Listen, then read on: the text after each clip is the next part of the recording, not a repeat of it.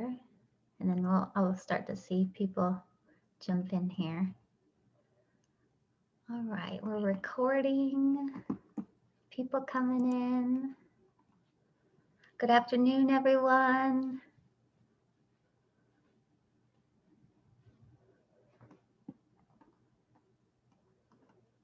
Well, it is 12 o'clock on the dot. So I want to be respectful of everybody's time, and we are just going to dive in and get started. So, good afternoon, everybody. Thank you so much for joining in on the webinar today. It is such an honor. I'm so excited to introduce you all to Heather Hetchler. She is a family communications consultant and specialist and has over a decade and a half of experience really working with families and organizations and individuals, helping them really find and create that balance that we are all seeking in life. And we go through these milestones in life, and sometimes we feel like we hit it and we feel like we achieve it, and then we hit another milestone where maybe it feels a little unbalanced. And so Heather's going to be talking a lot about that today, primarily this concept and idea of work-life balance. And I know we've heard the term even way before this pandemic. We started hearing this term work-life balance, and how do we achieve it? And some days it's like, can we ever achieve it? Is it possible to achieve work-life balance? And now moving into this pandemic, which just added a number of different challenges, different dynamics, and makes us really think, I think, a little bit more deeply around, if our offices are inside our homes, how are we balancing that? Or if the news and the media is constantly blaring COVID-19 and all of the weariness that we know is happening out in the world, how are we balancing all that? What are we taking? What attitudes are we taking in our homes? What attitudes are we taking in the workplace? And how are we just staying healthy through it all? So that's why we brought Heather on. And Heather, just to give you context for some of the people on the call today, we have a wide variety. We have executives and HR professionals who are really looking to help their employees create a balanced life as well as themselves. But knowing that the pandemic has maybe moved some of their employees remotely, maybe some of them are in person still, and just challenged with the different challenges that we're facing in the world today. And so how can we help them live a more balanced life? We have moms on the call, who have young children, who have teenagers, and this idea of, are they learning virtually? Are they doing in-person instruction? How is a mom making those decisions and feeling comfortable with those decisions between virtual learning and in-person? And then also balancing that work life. We have some on the call who are caring for elderly family members, right? And trying to take care of an elderly family member while also or a sick family member while also working and taking care of their personal lives, and a number of other situations and scenarios. So I know you're going to hit on a number of different areas, but just to give you context for who the audience is. And I think let's just dive right in. For you all who are joining us on the call, if you have any questions at all, feel free to drop them in the Q&A throughout this conversation today. And we will address the questions. We will do a Q&A at the end as well. But Heather, let's start with this concept of work-life balance, right? Yes. Can you share with us a little bit about your perspective on work-life balance, and then we'll kind of dive into some of the tools. Super. Thanks, Dani. Thanks for having me here. And thank you for those on the call and those that are watching the recording. So I am very excited to be here to really dismantle the cultural myth of a work-life balance. We first heard of work-life balance back in the 80s. It started in the UK to really provide resources to working moms, full-time employee, full-time parent. But it's taken on kind of a life of its own. And it's this ideal that we can find a perfect balance between life and work. But you can only balance two separate things, and work and life are intertwined. So, what happens at work, it impacts your home, it impacts your personal life, it impacts your overall well being. And what's happening at home, it impacts your ability to focus at work, it impacts your productivity. And so home and work are not mutually exclusive. And so we're really seeking that work life support versus work life balance. Mm. And I think that that really gives us a permission slip to say, life isn't perfect, and to stop beating ourselves up if we can't make it to every game that our child plays in, or if something happens at work, because we what happens at home impacts our work life, and what happens at work impacts our life. The World Health Association recently put out a report that over $1 trillion globally, so it's 1 trillion US dollars globally, is lost every year in productivity due to depression and anxiety related disorders. We are navigating a lot at home. And especially with the pandemic, it's added a layer of complexity. And so, what we're navigating at home is impacting our ability to work. You see, like at work, if you get a raise, right, that impacts your home life. If you lose your job, that impacts your personal life. If you're being harassed or you're working in a culture that just really goes against your core beliefs and values, that's going to impact your overall well being.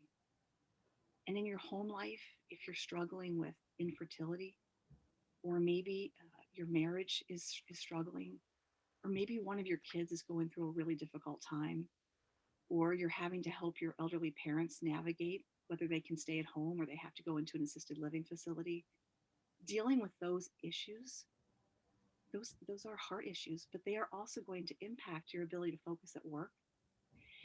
And HR right now, we cannot ask those personal questions, right? So we may have this stellar employee. You may be an amazing employee, and all of a sudden, your work is getting a little sloppy, or you're absent, or you're coming in late, or you're leaving early, and you're hoping that no one notices, right? And you're trying to navigate something at home. Maybe you're going through a divorce, and you don't know what to do.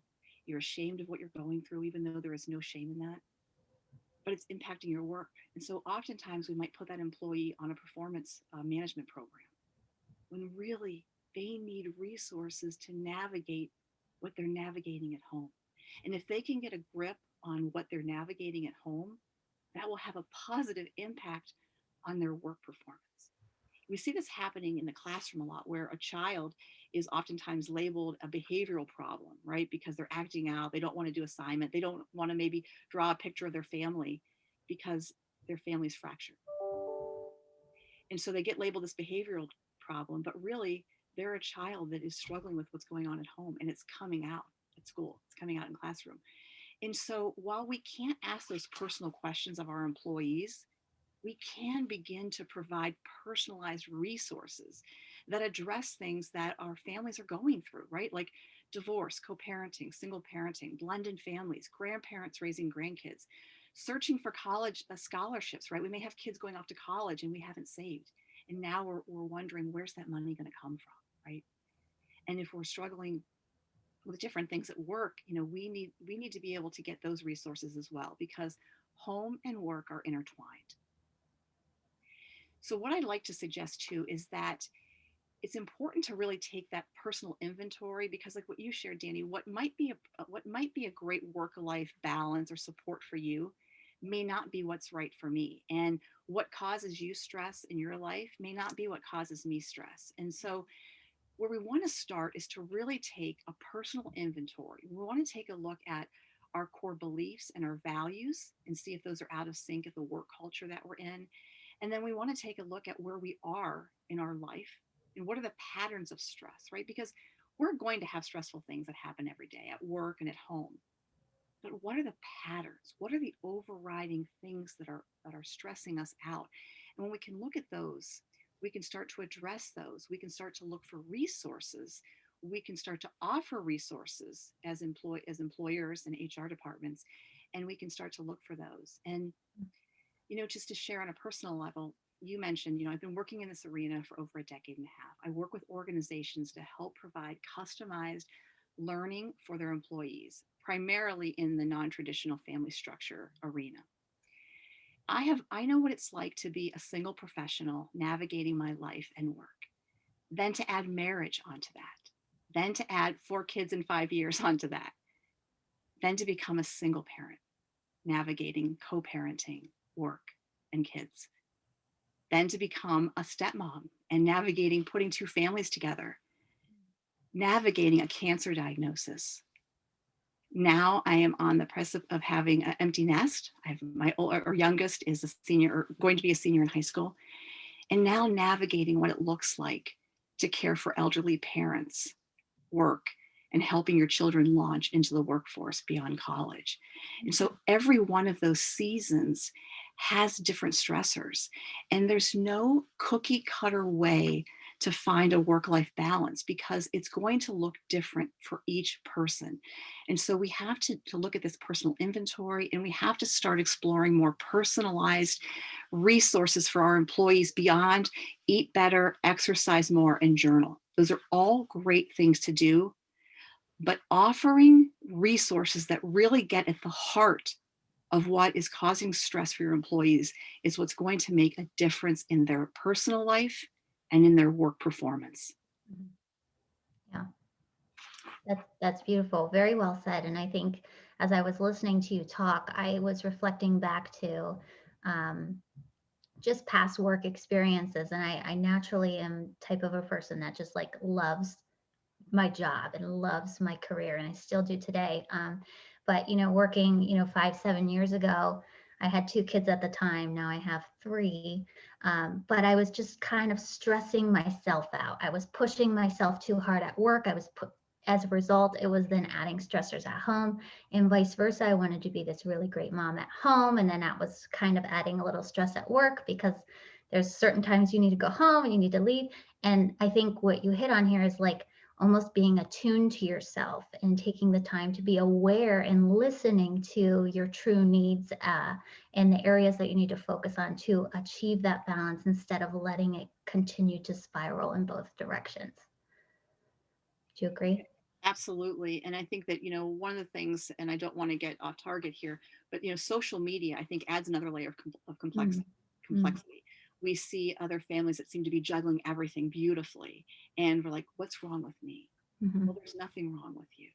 But mhm, taking that inventory and understanding, or maybe saying, you know what, today my kid needs me, and maybe I'm going to work a little bit later tonight to get my work done, but I'm going to take these 15 or 20 minutes to sit with my child, to listen to them, to hear what they're going through. mm, And I know that, we talked about kind of big life circumstances that can have a big impact, but there's life has an impact. And so it's important to look at those patterns. And we've talked about, like, if mealtime, if that is a stressor for you, maybe bigger picture things are going fairly well, but for whatever reason, mealtime just seems to like throw everything out the window.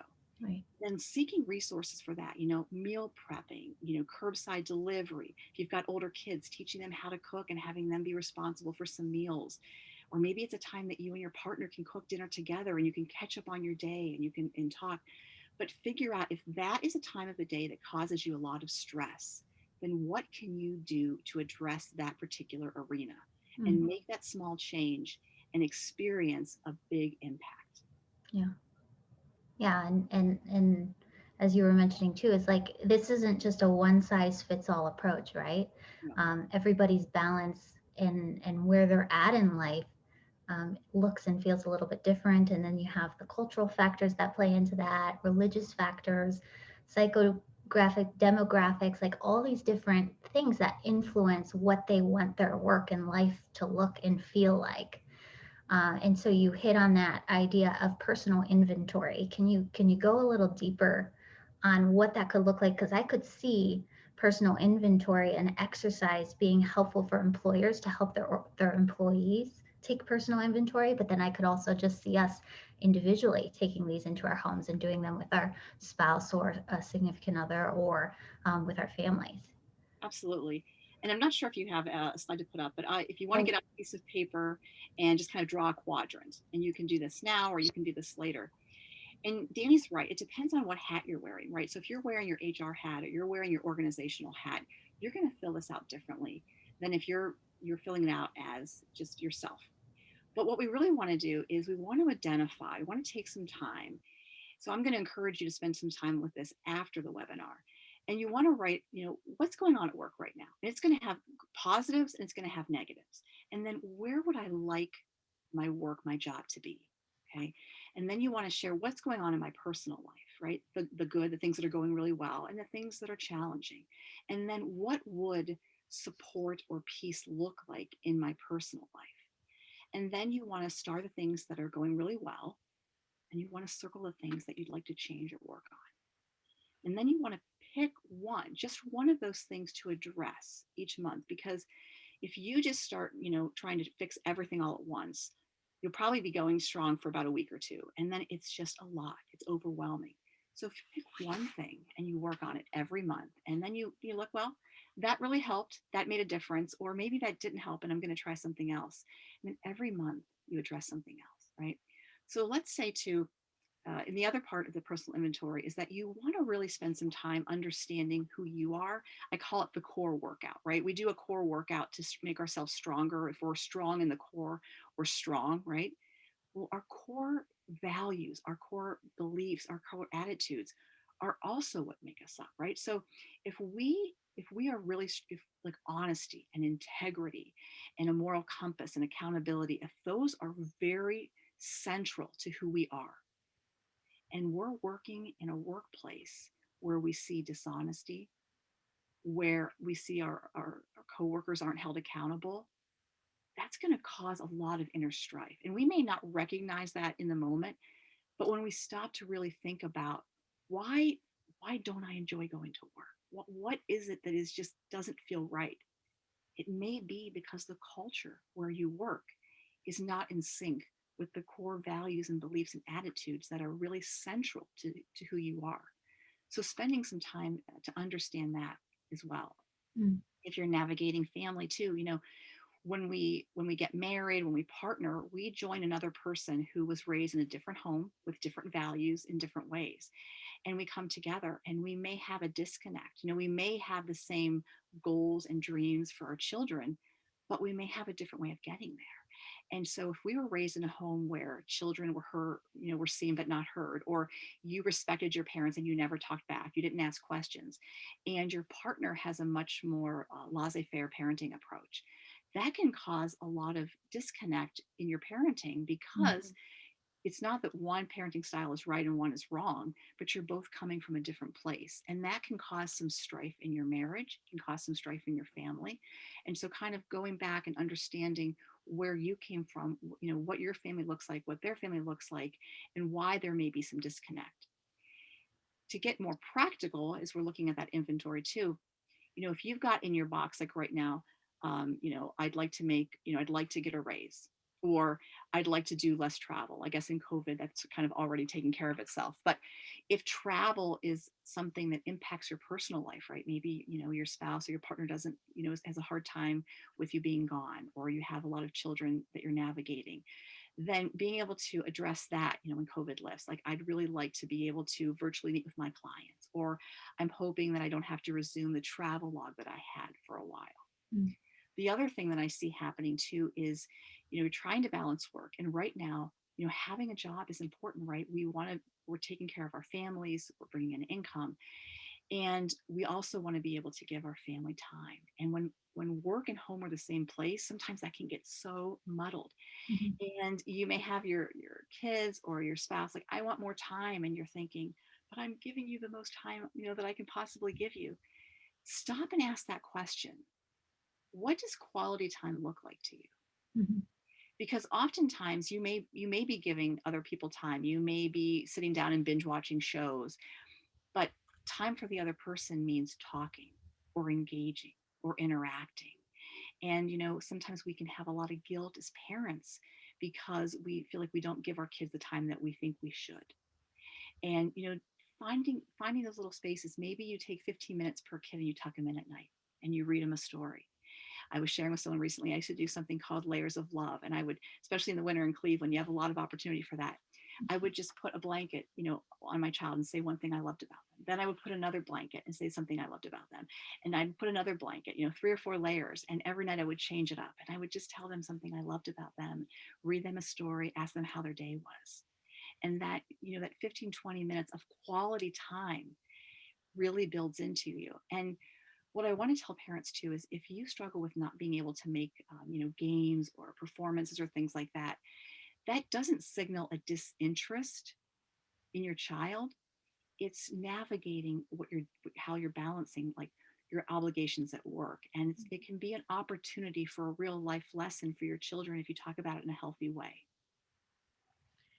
What about, do you have any ideas or suggestions for just individuals who may not have children and are navigating the work-life balance on that level of just, with their spouse or alone, but maybe even through this pandemic, the struggle with the media and the politics and everything happening and working in their homes and trying to step away from their laptops. Like aside from, some of the parents, can we jump over to that audience as well?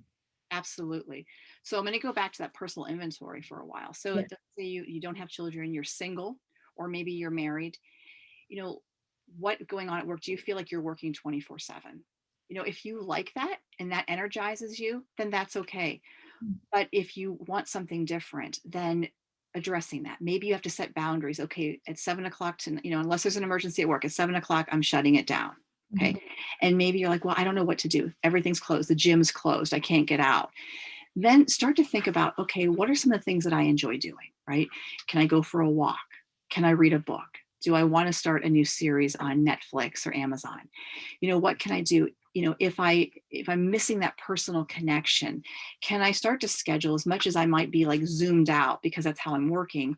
Can I call my friends on Zoom and have a chat?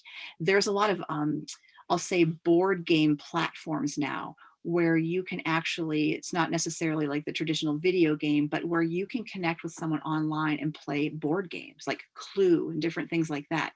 That's a different way. I know some clients that I have are doing game nights every week with their families, right? They're Mhm. setting up that time. So families all over the country are connecting with these platforms and they're playing board games. So one, it gives you something to look forward to. So, like, okay, every Wednesday night at 8 o'clock, we're all going to log on and we're going to play this game. And it gives you a time to interact if you don't have that interaction at home. Because, for many, a lot of people think that introverts are doing much better during the pandemic. But actually, studies are showing that while people who are more introverted are okay being home alone and are actually energized by alone time, Mhm. when we were forced to go into work, when we were interacting at meetings or lunches, we were getting that interaction with others. Now we're not getting any of it. And whether you're an extrovert or an introvert, we're on a continuum. And there's a balance that needs to happen in terms of interaction with humans in the flesh, and now versus Zoom, and what we need to navigate. So I suggest too, like even for mealtime, if you're a single person, put your phone away, enjoy your meal, take the time, play some music that you enjoy listening to, if you want to read a book, but put down your phones, put down your electronics, put down your work, and give yourself uninterrupted time to just enjoy what you're enjoying for the moment. Mm. Yeah, great. Yeah, thank you. That was helpful.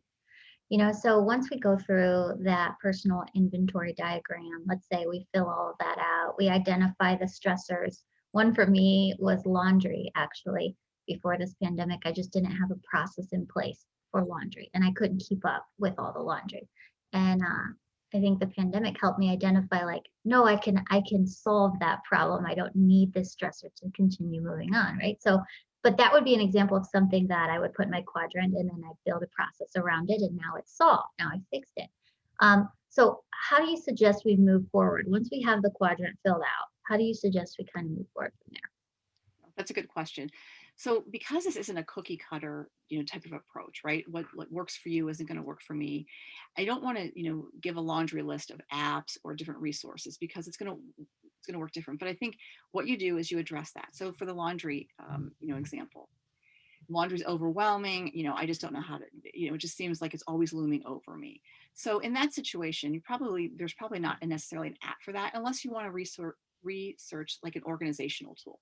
Mhm. Now, a lot of people don't want to add another app onto their, things to do, but even talking to other people, right? Like, hey, you know what? Like being vulnerable, another mom or another parent, like I am really struggling with laundry. Do you have any tips? And I think there's this like relief and this aha moment when we are vulnerable with another person to say, I'm not perfect. I'm Mhm. struggling, even if it's laundry. Like, and that's like, oh. she's struggling too, because sometimes we look at other people and we think they have got it all together. You know, they've got their family together, they've got a home together, everything looks great on social media. And so when we just reach out to another person and say, you know what, like, oh, this laundry thing, or this mealtime thing, or this balancing travel sports, like, this is really hard. Like, wow, that was hard for me too. Mhm. So even searching out a mentor, and we can find those, at church, we can find those in groups, we can find those in the neighborhood, we can find those in family, at work, but maybe somebody who's a little bit further along. So if you're, maybe I'll say, a newer parent, and you're kind of balancing all of this is new, in terms of like, okay, I have to cook, I have to, I'm doing laundry, and I have kids, and so that it's more, right, I'm doing all these things.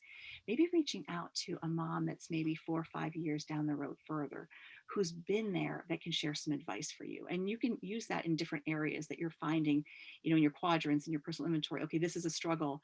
Would finding a mentor in this area, or finding somebody that's gone through what I've gone through.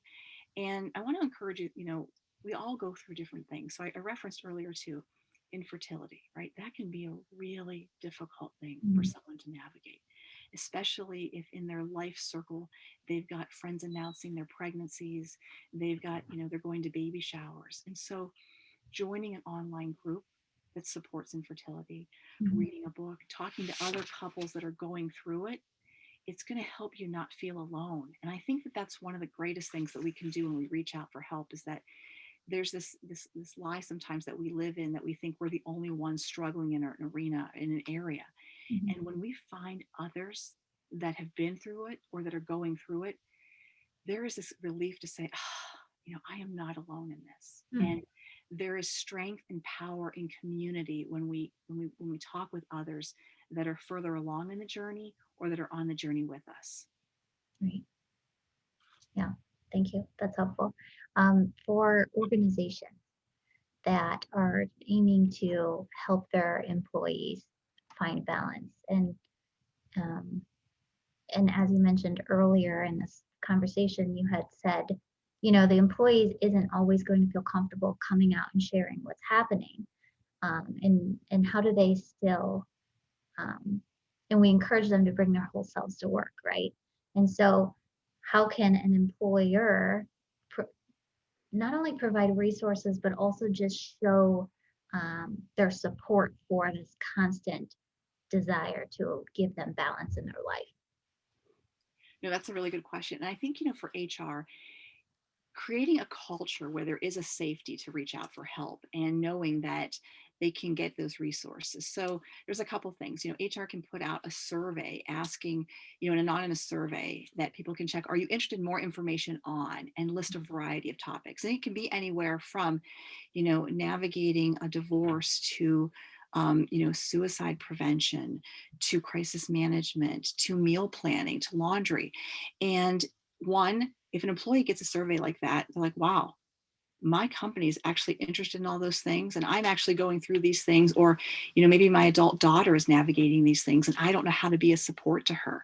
So Mhm. doing a survey and kind of getting a gauge from your employees on what's important to them, what would they like to learn. Also offering some lunch and learns on topics, Mhm. and seeing if it gets any attention, right? And I will tell you that if HR offers lunch and learns on more topics that are challenging, like divorce, like mental health, there's there's a lot of people that are looking for that help, but for some reason sometimes don't want to be the only one in the break room that shows up for it, right? Mhm. But they don't realize that there's 10 other people, 15 other people that don't want to be the only other person in the break room showing up. So take the lunch and learns. Don't be discouraged if no one comes. See if they access it afterwards. Maybe offering some of those webinars online so that your employees can access it from home. Mhm. Even in your monthly communication, putting in some different articles that address, grandparents raising their grandkids, or, recognizing signs of depression in your children, or helping your kids cope with remote learning. When you put out resources about certain topics, you're communicating to your employees that it's okay to talk about these topics. Mhm. It's okay to reach out about these topics. Mhm. We understand these topics are important to our employees. And when you empower your employee to navigate something, you build loyalty, you impact productivity, you impact morale, and you create a culture that says, I don't just support you with your work tools, I support you in your total well being. Yeah. Yeah. I love that. I see a lot of employers really starting to tackle this more so now. And I'd say here at O'Neill Insurance, it's been just very much family focused since I joined O'Neill 5 years ago. And I imagine it's been like that since they opened.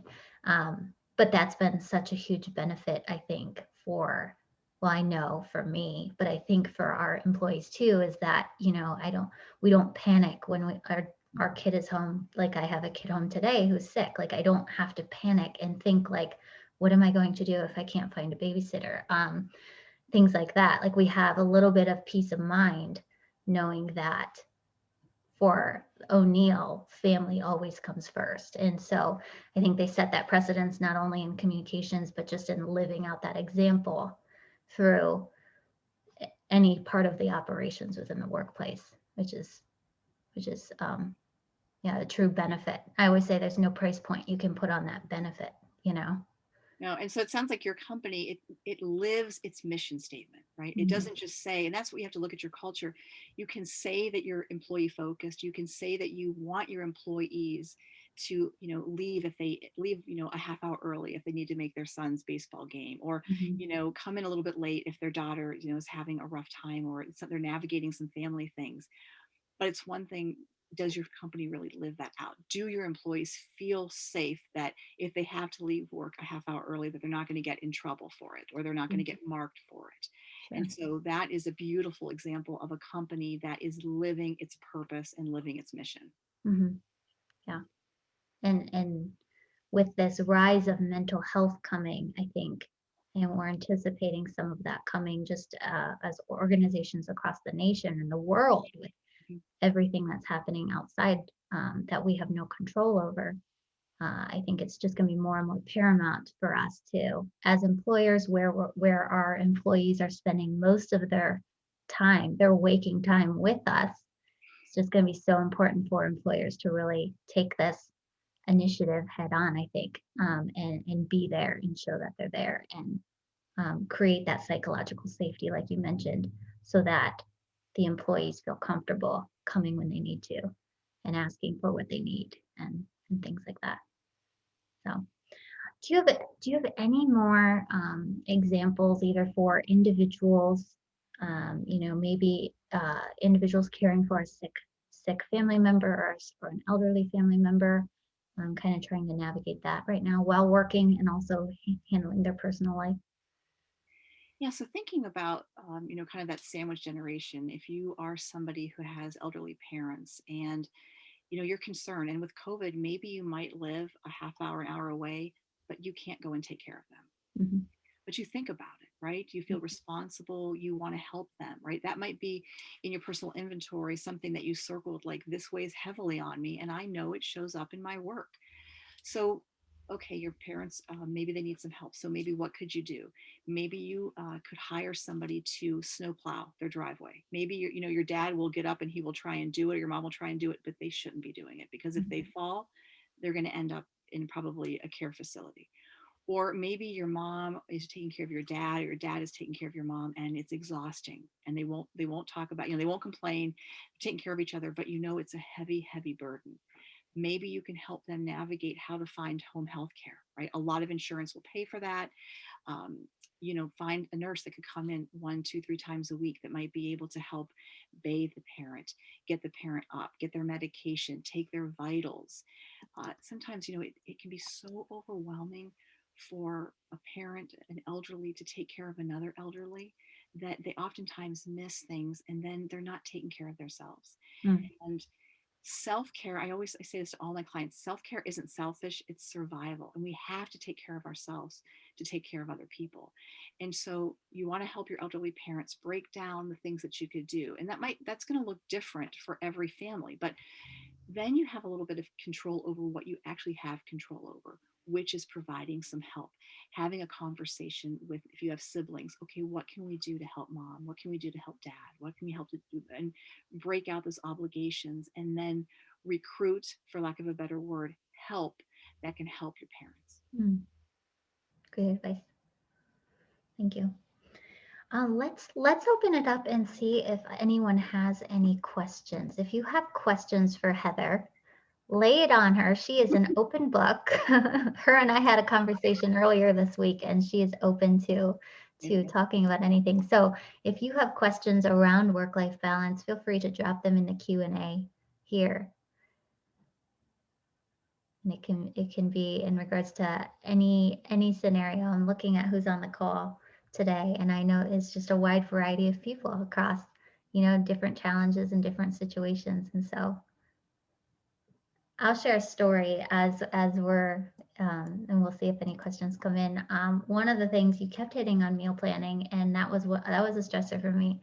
And once I put a process in place, though, and I want to share the process because it might be helpful to some of the people on here. But once groceries, when we weren't really going into the grocery store as much, right, and we're trying to like stay home as much as we could, especially at the beginning of this pandemic, I would put Pinterest up on one screen, and I would put the online shopping for Bueller's on the other screen. And so I'd go to Pinterest and I'd look up recipes, and I'd literally just take the ingredient, I'd save it on Pinterest, I'd take the ingredients, put it into my list to buy. And then every night when it came, I'd finish up work, it'd be like, I know exactly what I'm making. I don't have to think about like, oh, what should I make for dinner? And do I have the ingredients for it? And let's just go with frozen pizza, right? Like I'm not making like a rash decision because of that like little tiny process, and it doesn't take long to do. But with online shopping, and sometimes they'll deliver it, or they'll load it in your car, makes it so much simpler. So No, that is a great idea. And I think meal planning can help everyone. And you can meal plan too around what your week holds. So if you know that Wednesday night your kids have activities, that might be a crock pot night, right? You put everything in the crock pot in the morning and then you've got your dinner, or maybe it's, soup and salad. And, I'll share a story too. I remember when I was a single mom and I had my 4 kids, and I felt like dishes would always pile up, and I would rather be spending time with my kids than, doing the dishes and doing those things. So I just said, you know what? I'm going to paper plates. We're going to have dinner on paper plates. Sometimes we would put a blanket on the floor and have a picnic. And my kids thought it was the coolest thing. And I started doing it because it was just easier, and it removed all the dishes I had to do. And it ended up creating a really sweet memory. But they still talk about, and even as young adults, sometimes they want to have meals on the carpet with a blanket and paper plates. So it's fun. And the other thing that you can do too, if you've got teenagers and you're sick of like, what's for dinner, what's for dinner, what's for dinner, get a chalkboard or get one of those memo boards and just write out the meal for the week. And if someone doesn't like it, they're happy to make their own meal. But that way, if someone's like, what's for dinner, say, check the board, check the board. And, it's those little things, because, personally, that used to stress me out. I don't know why, but when my kids would ask what's for dinner, and I get 6 different questions and 6 different responses, right. I just said, you know what, I'm getting a chalkboard, I'm writing down the meal plan for the week, and then I'm just pointing to the board. There's no more discussion about what we're making. Right. And it really did lift stress off of me. Mm-hmm. Yeah. Yeah. It's just simply planning it out, and it doesn't take long to put that plan together. But some of the people, sometimes people are getting off work at 5 or staying after, or getting off at 5:30, right? And they're like, the kids are already hungry, or if it's just the two of them, they're like, let's just go out to eat because it's already late.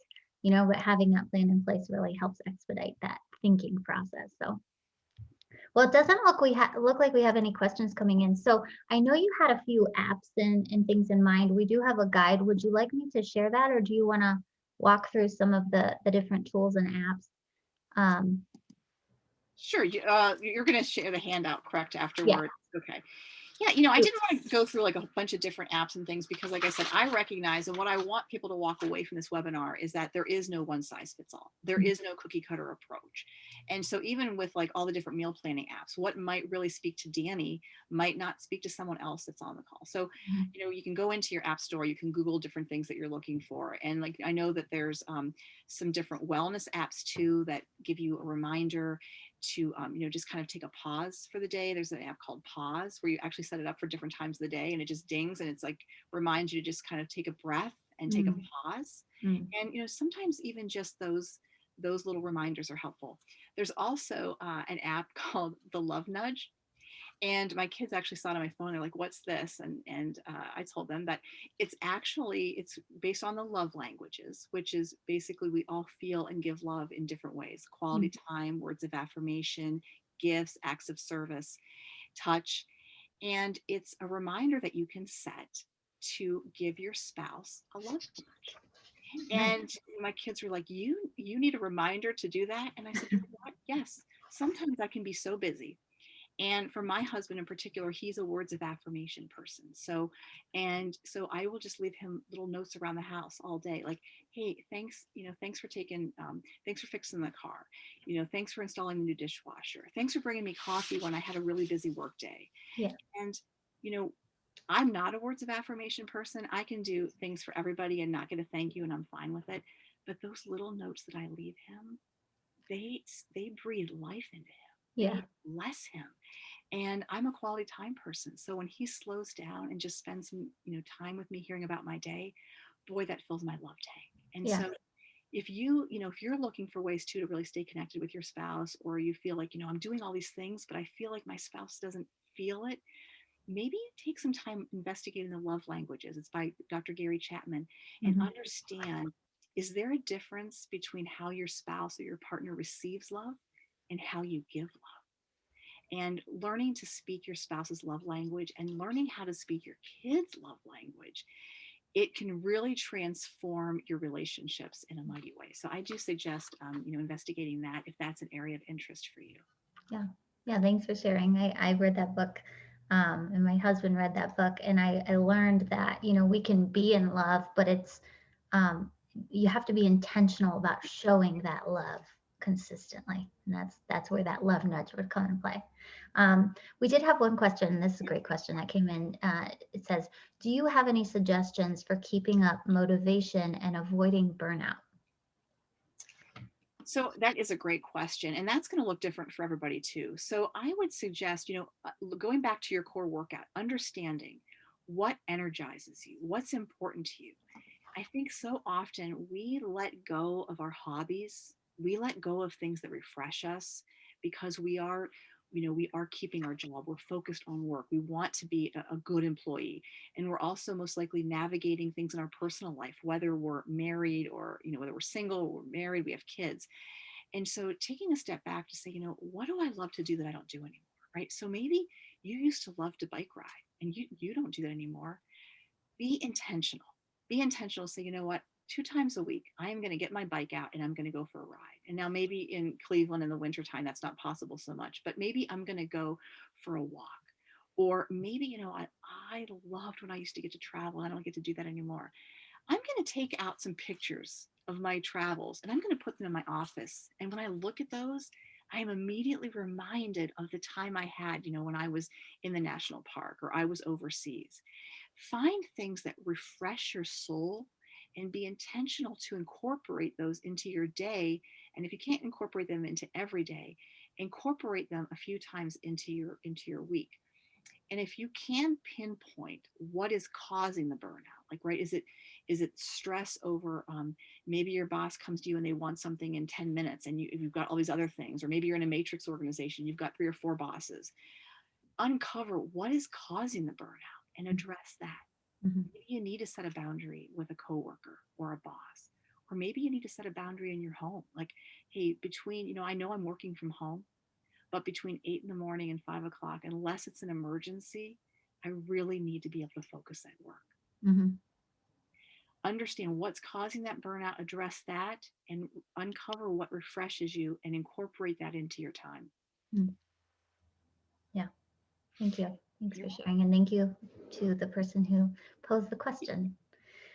Well, I think we can give everyone 15 minutes back in their day today, because everybody likes that. So thank you everyone for joining us on the webinar. Thank you, Heather. This was really valuable. I know you've sent me a few things to follow up with the audience, so I will be sending an email out after this event, with all of that information, links to some of the tools that she recommends. And I wish everyone the best of success and the best in general on just creating this balance that you're seeking to achieve. I think I may have one more question. Oh, she says, thanks for sharing.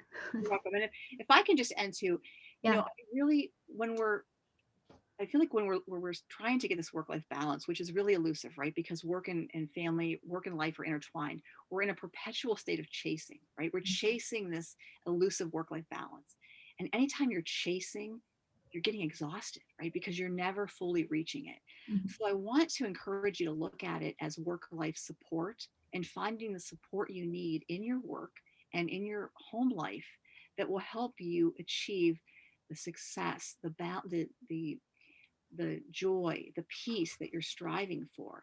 And if you're HR, looking at your culture, looking at your offerings, consider offering some more personalized resources. I would love to connect with any of you that are in organizations right now and help you take a look at your offerings and to share with you some of the offerings that are available for employees that are navigating really, really difficult things like divorce, death in a family, the gray divorce, grandparents raising grandkids, co-parenting, things that are really impact family structure that are non-traditional family focused. And then also, if you're an individual watching this, I want to encourage you to really take that personal inventory and take a look at the small changes that you can make in work and in your personal life that can really yield some big results and really reduce the stress that you're feeling. So I just really appreciate your time. I hope that you found some valuable information here, and I would love to hear from you. And I really appreciate the opportunity to come to you. So thank you, Dani. Yeah, you're welcome. Thank you so much for sharing today. It was really, really appreciated, and we loved having you on. And yeah, I'll be sharing her contact information as well in the follow up email. So feel free to reach out to Heather. And again, thanks everyone for being here. And I hope you enjoy, at least if you're in Ohio, you're enjoying this beautiful sunshine today and some warmer weather. So, all right. Have a great day, everyone. Thank you. Thank you very Thank much. you.